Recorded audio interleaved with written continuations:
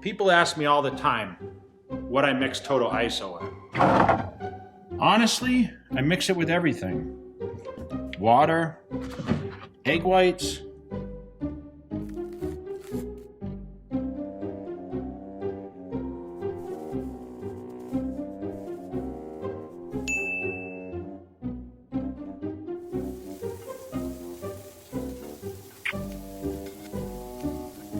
What the f, Jay?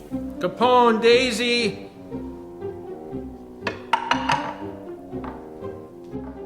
Jay, seriously?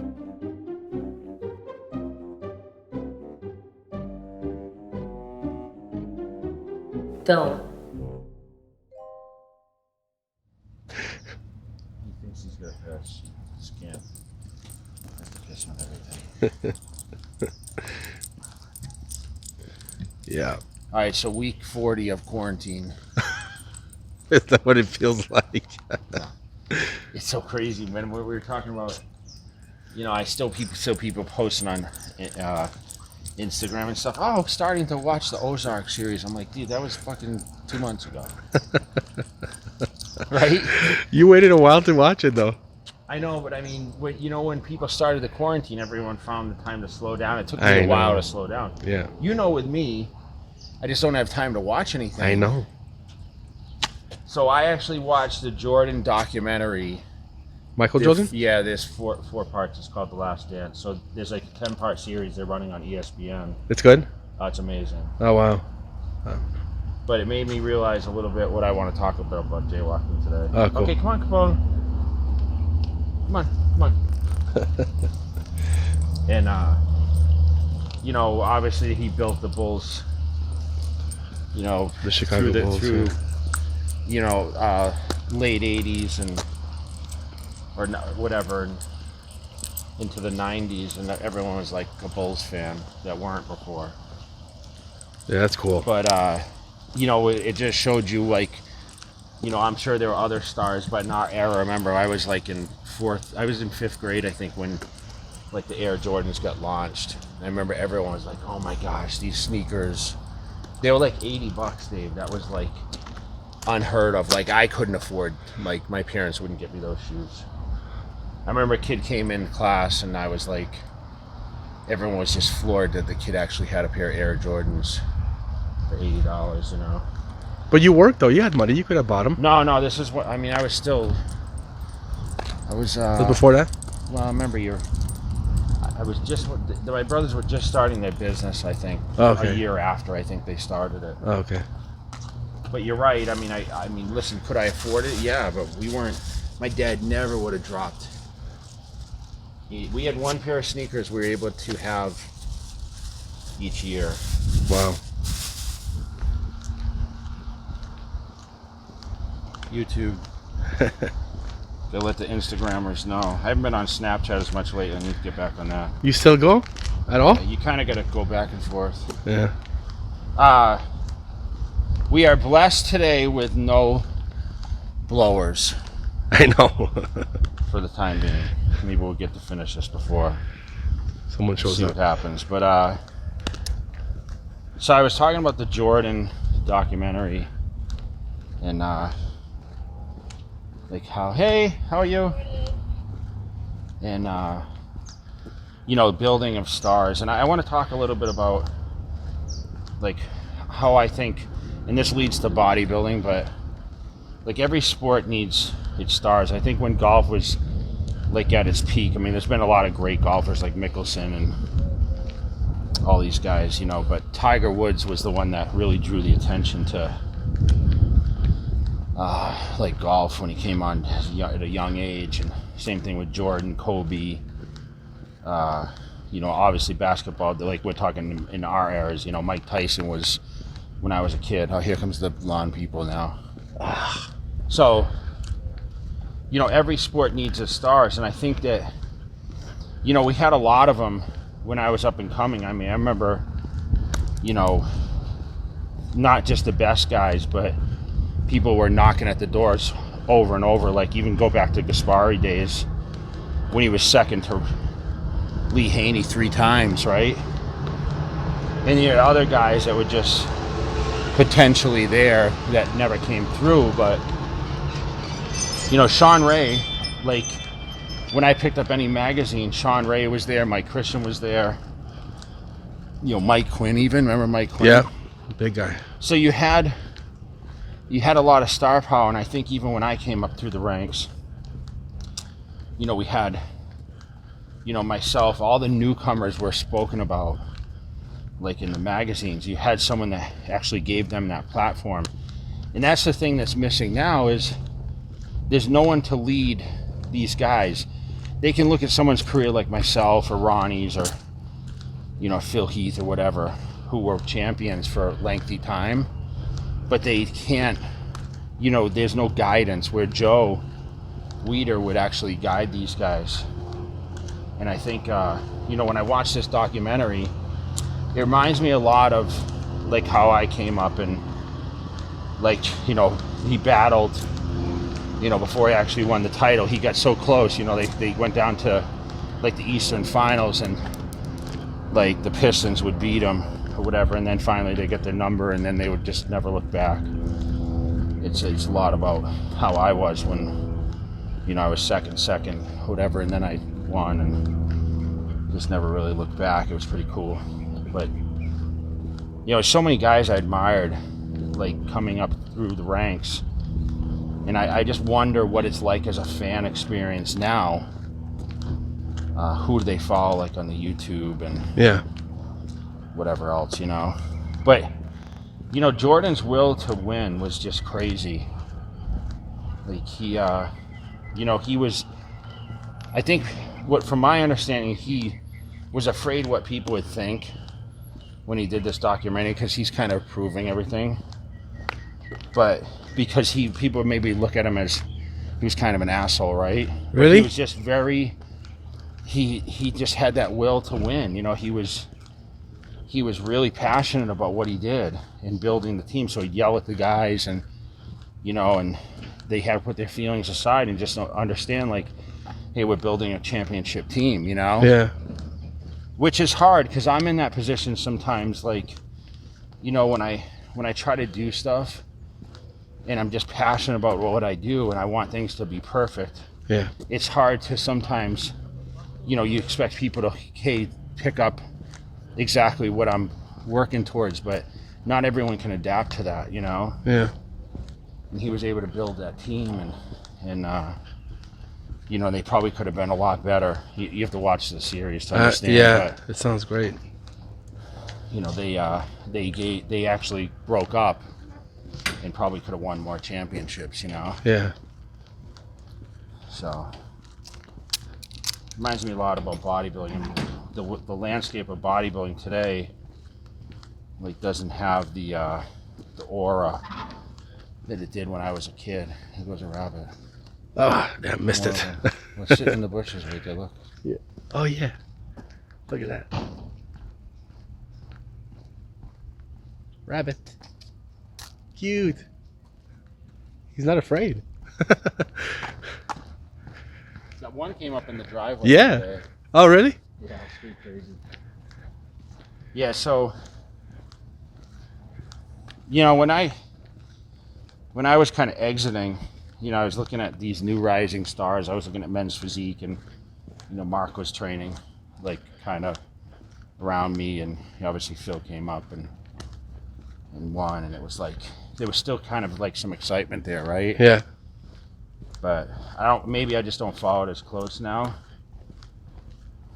But I think even when Dio won, you know, Men's Physique, you know, he was the kind of the leader, and people looked at him, and, Yeah. you know, he's kind of stepped to the side now, which is crazy because he's still pretty young. But it used to be a young man's game. It seems like the guys get older now, That's true. right? Yeah. Like, you know, even Rolly's in his 40s, you know? Yeah, we forget. Kai, too, is up there. Yeah. No. I just don't consider Kai even a contender. No, anymore. I'm just Like saying. Phil Heath, the same thing. Like, Yeah. these guys are out of it, you know? Yeah, yeah. And I know what it's like to try to come back after sitting out and taking time off. Not as easy as Not people easy. think, you know? Yeah. To get in that headspace again. Yeah. You know, while everyone's working, you know, you're kind of on easy street. Yeah. And, you know, it's going to be kind of like, okay, what are we working towards? Now, granted, I mean, we talk about, oh, it's not about the money, but when they're getting paid double what I got paid, it gives you incentive to train for it. Yeah. That's right. That prize money's crazy, you know. Yeah, I would do it Yeah. if I could, you know. Especially as I slowed down, you know, it's unfortunate that I was so busy after retiring that it's actually a blessing because I didn't come back and compete. But now that I've slowed down, you know, we all slowed down right now because of the times. Yeah. But it's funny because you think, you know, oh, I have the time to train. Like, this is where the guys should really be taking advantage of it. Yeah. You know, Yeah. Flex has a really good chance to go in there and do some damage this year. He's you got a know? good setup. Yeah, Yeah. going on. He's got a good. And 'Cause it's, he's got a gym and everything. that's right. I think most of the top guys have gyms. I think so. I mean, it's when you're a profession, you're going to find a gym, right? It's your, yeah, for sure. It's crazy. I did a live feed with Chris Aceto last week. Oh, you did? Yeah. Was it good? We were talking about just... He posted up a couple pictures. He posted up the side tricep yesterday. I don't know if you saw it. Not Videos yesterday. out from the Olympia, but it's we're kind of always reminiscing back, you know. Yeah. Man, we had some deep stories that would be pretty cool to, if we could just kind of jot down, hey, remember this, and this, because Yeah. I don't know how his memory is, but He seems to have a good memory. He's got tons of stories when I talk to him. Like, he remembers everything. it's funny when I went out and when I won the first show in LA in '95, like I did that tournament, you know, Narsar guest posed, and I won that show, and we landed on Friday, and that's before, like, we were so inexperienced. We didn't know, hey, we get there a few days prior to lose the water. Yeah. Like, I think we landed on Friday, and I had no tan. So, and of course, Max Muscle, we figured, oh, we buy it at Max Muscle. That's what Chris told me. Yeah. So we walked to Max Muscle. We were staying at, I think we stayed at Marina Pacific Hotel. Everybody stayed there. Yeah. Because it had the kitchen. Yeah. But I think we ended up going to Marriott after that because Marriott was like the nicest hotel there. Yeah. And so I went on stage with no tan. And I remember waking up the morning of that Saturday morning. I remember Chris telling me all along, he's like, dude, you're going to look unbelievable. Wait till you see da-da-da-da-da. So, like, he gave me a little diuretic, like Diazide, whatever, on Friday night. And I've never taken a diuretic before, not for Teen Nationals, nothing. It was only my, whatever, third contest. Yeah. So, I woke up in the morning, bro, and I saw shit I never saw before. And I remember saying to Kerry, I'm like, you got to see this. You have to see this. And that's when I first saw the legs with the striations. Wow. Never saw my legs cut like that before, because once that water came out, Yeah. dude, I was lean. And he's like, I called Chris to my room at the time. Yeah. I'm like, Chris, you got to see this. And he's like, oh my God. Like, and I went to the show and I won. And I remember, like, what I remember most about the show was, like, number one, I was so thankful for it to be over, because, you know, you diet for 16 weeks, and back then, no cheat days, like low carbs, like, that was the first time I really dieted hard for a show, you know? Yeah. And yeah, I had the photo shoots, but, you know, you're in the Mecca, and, like, we were eating out at restaurants, and I'm like, man, I can't wait to go to Firehouse and eat the pancakes, because I remember when I stayed with Ed Connors 2 years prior, like, I used to go to Firehouse and eat. And, like, we ate at Cheesecake Factory every night, bro. And that's the first time I experienced what the Cheesecake Factory was. So, yes. you know, the portions were big, and I would get plain pasta with garlic and olive oil, and then I'd get grilled chicken breast, and I was totally content with that, bro. That sounds really good. I wanted right now. nothing else. I wanted and then I have a piece of cheesecake. And I would eat that every single day. So every day I was getting a little fuller, but staying in good shape. You know, I was still going to the gym and working out. How long did you stay for that trip? Like a week. Oh, nice. Because I did the show on Saturday, And I remember I didn't do the muscle and fitness shoot till the next Friday. So did they pay for you to stay longer? No, I just Wow. Okay. I paid, but Chris came. The guy that used to help me, you know, that kind of was like my business partner. He financed everyone to come. Wow. Like he flew Chris, Laura, me, Kerry, Wow. his wife, him. I think his brother came. That's awesome. Yeah, your whole entourage with you. That's great. Yeah. And it was awesome, dude. You never talked about that before. Yeah, That's awesome. so, and you know, Connors hung out with us. He went to eat with us a couple times. And, Yeah. But dude, I could not wait to stop eating. I couldn't wait to stop eating. It was crazy. Wow, that's awesome. 95. Yeah. That's when it all started for you then. That's when it all started, dude. That was a big show for you. If you ask me, like, people put points on their career, Yeah.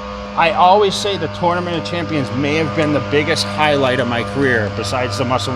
I mean, I kind of put that at the same time as the muscle and fitness cover, but Yeah. like you reach like there's levels, right? Yeah. And when you're like at this level in the East Coast, and all of a sudden you go to the West Coast in the land of like the best of the best, and you make that kind of splash. Yeah. I think I don't know if I ever reached a higher level until I won the Mr. Olympia. But to be honest, by then it was so much of a job and so much of a business, and there was so much hype and expectations that it kind of, I don't want to say it devalued the win, but like I guess you were a man by, like I was 33 by then, so it was like, okay, this is expected, whereas it was so unexpected at 22 Yeah. when I went and won. Like, people didn't expect that. They didn't expect me to walk in there and just kill everybody with no tan. And Yeah. It's just some kid from the East Coast that shows up over there. Yeah. Wins the whole thing. You know, and it's funny because Rico was up and coming in that time. Yeah. Like, he was the only one of the crew that didn't turn pro of the three. You know, Wheeler, Cormier, and they all trained together. And I remember, like, he was trying to break through. He was on the national scene, and he came to the show and saw me compete, and everyone's like razzing him, like, dude, this is what you got to go against, you know? Yep. He still talks about it today, by the way. He says Flex was in the audience, and he said, holy shit, I hope I'm retired by the time this kid becomes a pro, is what Flex said. That's awesome. And that was when Flex was... He was big time then. Dude. Yeah. He had won the Arnold already, remember? 93? Yeah. Well, would you say the Arnold is another one of those steps that you're talking about? I would think so, right? That was a big deal winning the Arnold. Yeah, it was a big deal, but dude, there was nothing like that trip to California. Yeah.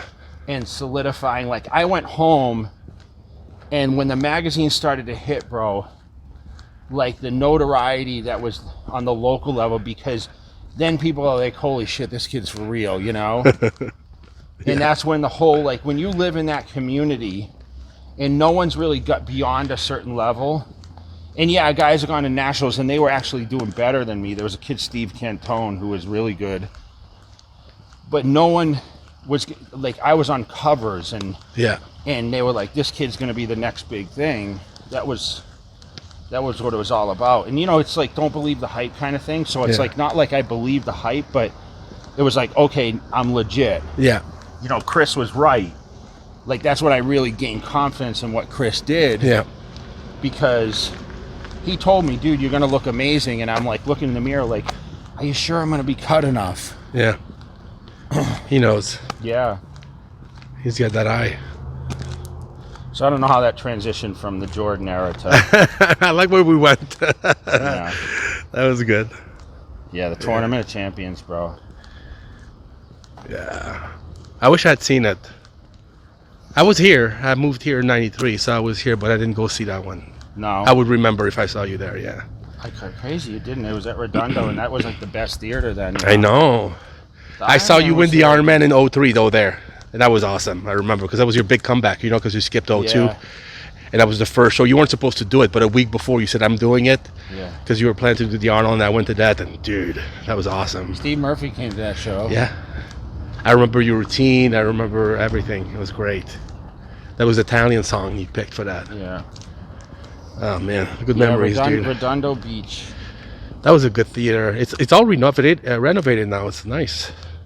I think they have the LA there now. Yeah, morning. Yeah. I think they had 1 or 2 shows last year. Yeah, they have the LA Championship Okay. in the middle of the summer. Yeah. Well, was not this year, right? Yeah. Well, yeah. We'll see. Maybe. We'll see. Yeah. I think it's US July. Yeah. So yeah, right before the USA. Usually Guess third we'll see week. what happens. Yeah, we'll see what happens. Good stories, champ. Yeah. So more for Jaywalking. Make sure you guys subscribe to the channel. We need more subscribers. I want to hit 400. What are we doing for the 400 giveaway? I don't know. You'll have to think of something. You always come up with good ideas, so Right. we'll think about it, I guess. Maybe we'll pick a winner to work out. Oh, geez. Pick a workout winner. Let's get to 400 quick. Okay. All right, thanks.